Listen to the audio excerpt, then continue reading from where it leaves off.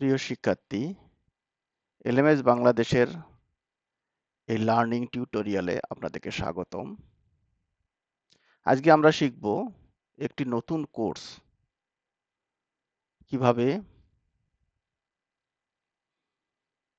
Edit করা যায় এবং নতুন কোর্সের কি অংশ থাকে সে বিষয়ে। এখানে আমরা একটি নতুন কোর্স দেখতে পাচ্ছি, যে কোর্সটা আমরা গত টিউটোরিয়ালে তৈরি করেছি। এখানে আমরা দেখতে পাচ্ছি প্রথমে কোর্সের নাম। এটা আপনার প্রয়োজন অনুযায়ী আপনার যে কোর্স আপনি পরিচালনা করেন বা করতে চান সেই অনুযায়ী আপনাকে দিতে হবে। এরপর আমাদের কোর্সের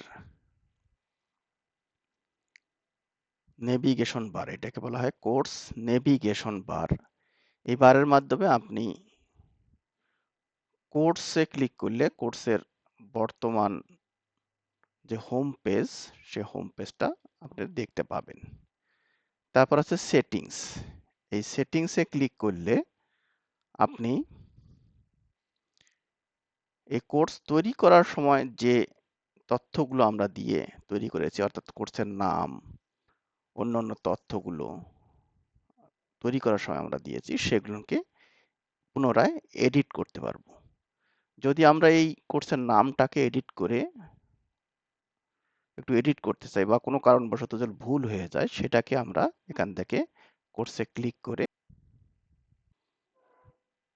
সেটিংসে ক্লিক করার পরে আমরা এই ধরনের একটা পেজ আসবে, যে পেজটা আমরা দেখেছিলাম নতুন কোর্স ক্রিয়েট করার সময়, অর্থাৎ নিউ কোর্স ক্রিয়েশন পেজে। এখানে দেখেন আমাদের সাবজেক্টের নামটা দেয়া আছে। এই নামটাকে আমরা যদি চাই যে একটু কারেকশন করে নিব, তাহলে আমরা এখান থেকে কারেকশন করে আমরা আবার নতুন করে লিখতে পারবো। এইভাবে কোর্সের শর্ট নেম এবং কোর্সের ক্যাটাগরি এবং কোর্সের শুরুর ডেট, শেষের ডেট, এরকম করে কোর্সে আমরা যে বিষয়গুলো দিয়েছিলাম সবগুলো আমরা এখান থেকে কারেকশন করে নিতে পারবো। এরপর আসছে পার্টিসিপেন্ট। এই পার্টিসিপেন্টের মাধ্যমে আপনি একটা কোর্সের এনরোল পার্টিসিপেন্ট, অর্থাৎ এনরোল স্টুডেন্টের তথ্য দেখতে পাবেন, তাদের নাম, ছবি সহ। এখানে আমরা দেখতে পাচ্ছি পার্টিসিপেন্ট লিস্ট, এনরোল ইউজার। এখানে একজন ইউজার যেহেতু বর্তমানে এনরোল আছেন, একজনে দেখা যাচ্ছে। এখানে আপনার সকল ইউজারের, অর্থাৎ আপনার টিচার, নন এডিটিং টিচার, যে কোনো ভাবে এই কোর্সে এনরোল থাকলে তাদের লিস্ট এখান থেকে আপনি করতে পারবেন। এখান থেকে আপনি কোর্স এনরোল ইউজার, এখান থেকে আমরা আমাদের কোর্সে এনরোলকে ইউজারদেরকে এনরোল করতে পারবো। পরবর্তী কোনো টিউটোরিয়ালে আমরা এই একটা কোর্সে ইউজার কিভাবে এনরোল করা যায় সে বিষয়ে জানবো। তারপর আছে গ্রেড। এই গ্রেড হচ্ছে স্টুডেন্টের বিভিন্ন অ্যাক্টিভিটি, অ্যাসাইনমেন্ট যেগুলো স্টুডেন্টরা করবে, সেগুলোর গ্রেডিং, যে টিচার যে গ্রেডিং করবে তা অটোমেটিকলি একটা গ্রেড শিট আকারে তৈরি হবে, সেটা আমরা এখানে দেখতে পাবো। এই গ্রেডে ক্লিক করলে আমাদের এইরকম একটা গ্রেড বুক চলে আসবে। এখানে আমরা ব্ল্যাঙ্ক দেখতে পাচ্ছি, নতুন কোর্স, এই জন্য পরবর্তীতে যতগুলো অ্যাক্টিভিটি বা কুইজ, অ্যাসাইনমেন্ট আপনি দেবেন, সেগুলোর নাম এখানে চলে আসবে এবং সেগুলোর প্রাপ্ত গ্রেড চলে আসবে এবং টোটাল যে নাম্বার, প্রতিটা স্টুডেন্টের নাম সহ তাদের গ্রেড এবং একটা টেবুলেশন শিট তৈরি হয়ে যাবে তাদের ওই স্টুডেন্টের এই কোর্সের পুরা একটা আপনি এখান থেকে স্টুডেন্টের আলাদা আলাদা মার্কশিটও তৈরি করতে পারবেন। তারপর হচ্ছে রিপোর্ট। এই রিপোর্টের মাধ্যমে আপনার কোর্সের বিভিন্ন ধরনের রিপোর্ট তৈরি করতে পারবেন। কোন ছাত্র কতক্ষণ এই ক্লাসে অংশগ্রহণ করছে, অনলাইনে ছিল, এখান থেকে আপনি দেখতে পারবেন। আপনি দেখতে পারবেন কার অগ্রগতি কি রকম। এই ধরনের বিভিন্ন কাজ আমরা এই রিপোর্টের মাধ্যমে দেখতে পাবো।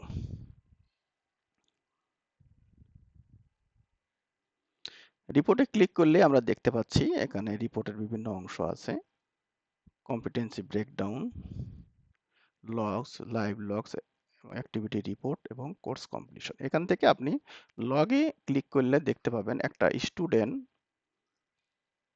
কতক্ষণ আপনার কোর্সে কাজ করেছে। এখানে আমরা দেখতে পাচ্ছি। এখান থেকে আমরা বিভিন্ন ডেট দিই, আজকের ডেটের আমি দিই, তাহলে আমরা লগটা দেখতে পাবো। এখান থেকে আমরা দেখতে পাচ্ছি যে আজকে আমি এখানে কাজ করতেছি, কতক্ষণ কাজ করছি, কোন সময় কি কাজ করছি, সবগুলোই এখান থেকে দেখা যাবে। এখান থেকে আপনি ইচ্ছা করলে আপনার কোর্সের পার্টিসিপেন্ট লিস্ট থেকে পার্টিসিপেন্ট লিস্ট অনুযায়ী দেখতে পাবেন কে কতক্ষণ কোন কাজ অর্থাৎ অ্যাক্টিভিটিতে সঙ্গে জড়িত ছিল।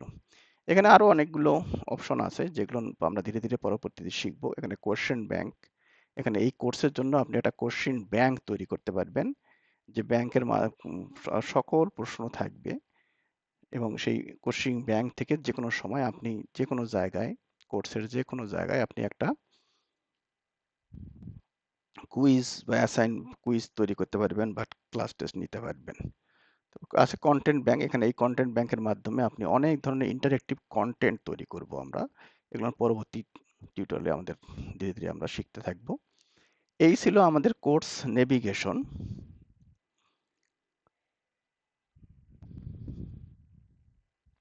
এরপর আমরা আবার কোর্সে ক্লিক করে কোর্সের মেইন পেজে ফিরে আসলাম, যেখান থেকে আমরা কোর্সটাকে এডিট করতে পারবো। এরপর কোর্সের নিচের দিকে আসলে দেখা যাবে আমাদের প্রথম অংশ আছে জেনারেল অংশ, আর নিচে আছে সেকশন 1, সেকশন 2, সেকশন 3, সেকশন 4, 4টি সেকশন দেয়া আছে। ডিফল্ট ভাবে আপনি চাইলে এই সেকশনগুলো আরো বৃদ্ধি করতে পারবেন। জেনারেল অংশটা হচ্ছে একটা কোর্সের কমন অংশ, অর্থাৎ যেগুলো সকল স্টুডেন্টের জন্য প্রযোজ্য সব সময়, অর্থাৎ কোর্সের বাইরের কিছু কাজ। যেমন এখানে প্রথমে দেয়া আছে একটা অ্যানাউন্সমেন্ট, এটা ডিফল্ট ভাবে যে কোনো কোর্স তৈরি করলে অটোমেটিক্যালি চলে আসবে।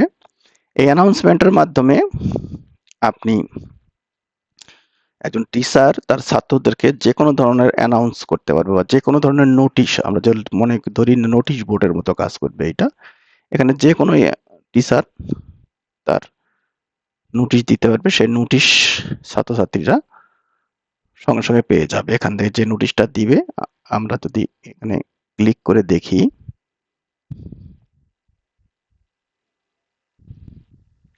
তাহলে এখানে আমাদের নোটিশ বোর্ড চলে আসতেছে। এখানে অ্যাড নিউ টপিকসে ক্লিক করার পরে করলাম, এখানে সাবজেক্ট আবার মেসেজ লিখে আপনি যখন সেন্ড এখান থেকে পরিতা ফরমে ক্লিক করলে এইরকম একটা নতুন নোটিশ চলে আসবে। এখান থেকে আপনি এবং সেটা এই ক্লাসে এনরোল সকল স্টুডেন্টের মেইলে, এবং তারা যদি মোবাইল অ্যাপ ইউজ করে, এই সফটওয়্যারের মোবাইল অ্যাপ ইউজ করে, তাহলে তাদের মোবাইলের মাধ্যমে নোটিফিকেশনও চলে যাবে।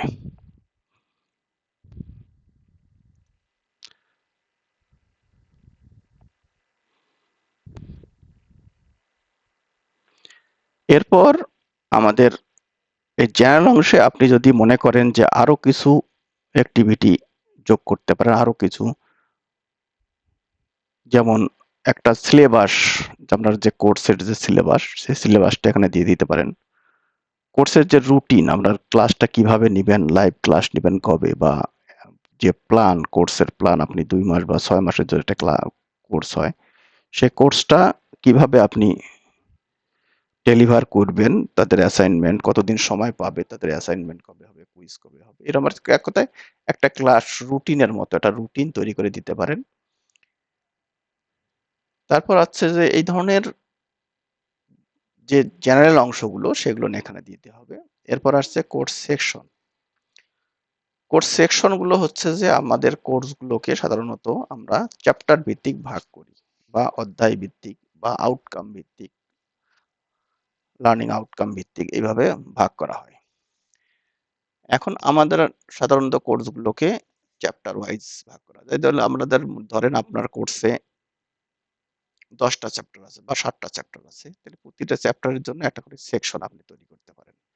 আর চ্যাপ্টার 1 এর জন্য একটা সেকশন তৈরি করলেন, চ্যাপ্টার 2 এর জন্য একটা সেকশন তৈরি করলেন। চ্যাপ্টার 1 এর জন্য যে সেকশনটা হবে সেই সেকশনে ওই চ্যাপ্টার 1 রিলেটেড যে অ্যাক্টিভিটি গুলো, যে রিসোর্স গুলো আপনি ছাত্রকে দিতে চান এবং ছাত্রদের কাছ থেকে যে অ্যাক্টিভিটি গুলো নিতে চান বা তাদের ওই চ্যাপ্টার রিলেটেড কোনো কুইজ থাকলে বা ওটা এগুলো সব এইখানে আপনি দিয়ে দিতে পারেন। এইভাবে চ্যাপ্টার 2, চ্যাপ্টার 3, চ্যাপ্টার 4, চ্যাপ্টার 5 করে আপনি ইয়ে করতে পারবেন। ডিফল্ট ভাবে এখানে 4টে চ্যাপ্টার দেয়া থাকে।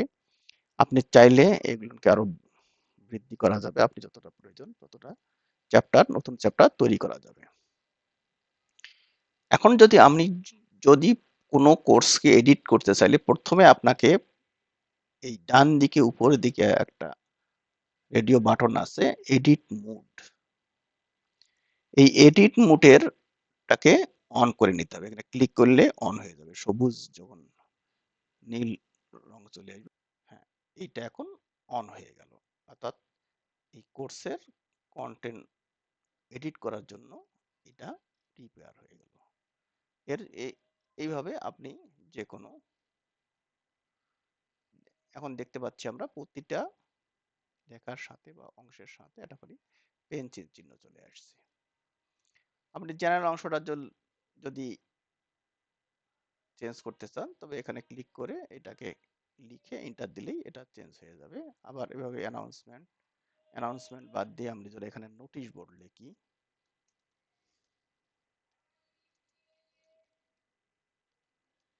নোটিশ বোর্ড লিখে এন্টার দিলাম, তাহলে আমাদের এটা অ্যানাউন্সমেন্ট বাদ দিয়ে নোটিশ বোর্ড হয়ে গেল। সাধারণত নোটিশ বোর্ড কথাটা আমরা ব্যবহার করি। তারপরে তারপর আমরা যদি চিন্তা করি সেকশন 1টা আমরা চেঞ্জ করব, তো সেকশন 1টাকে আমরা ক্লিক করি, এটাকে সেকশন বাদ দিয়ে আমি চ্যাপ্টার 1 লিখব।